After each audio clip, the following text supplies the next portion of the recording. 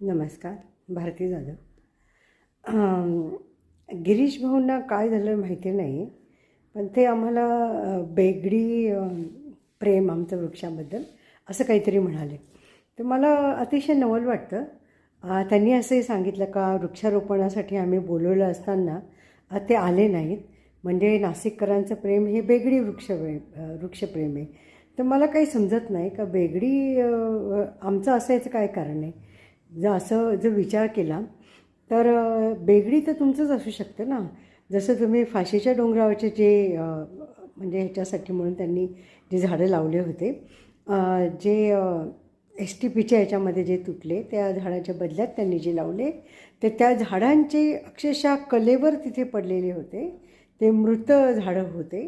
त्यानंतर तर आम्ही असं म्हणू शकतो का आम्ही सुटकातच होतो ज्यावेळेस ह्यांनी वृक्षारोपणसाठी आम्हाला बोलवलं होतं. मलाही बोलवलं होतं. पण ते आधीची झाडं मेलेली होती आणि हे ते नवीन लावलेत ही आता डिसेंबरमध्ये ॲक्च्युली आपण लावत नाही. पण त्यांचं एक जे टायमिंग होतं ते कदाचित त्यांच्या राजकारणाच्या ह्याच्याने असेल. तर त्या टायमिंगमध्ये त्यांनी झाडं लावली. तर त्यासाठी आम्हाला त्यांनी आमंत्रण दिलं आणि त्यांच्याबरोबर जी लोकं होती त्यांचे स्वतःचे काही हेतू असू शकतात. मला काही प्रत्येकावर टीका करायची नाही आहे. जे कोणी पर्यावरणप्रेमी असतील ते असतील. पण एक तर त्या महिन्यामध्ये तुम्ही झाड लावता, ते पुन्हा ते जर समजा मेले म्हणजे ते सगळे मरणार नाहीत असं ते देतात ते त्याची ग्वाही.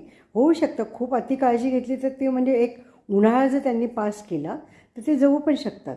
पण म्हणजे त्यांचा इतिहास पाहता, NMCचा इतिहास पाहता तर ते काही एवढे प्रकर्षाने काळजी घेत नाहीत. कारण त्याने आधीचे खड्डे केले होते ते जवळजवळ थोडे छोटे छोटे खड्डे केले.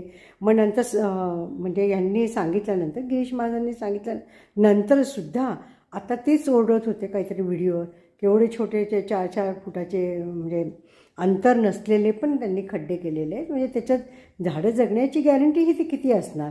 म्हणजे पुन्हा एकदा झाडांच्या मृत्यूसाठी ते बघण्यासाठी आम्ही जावं असं त्यांना वाटतं का.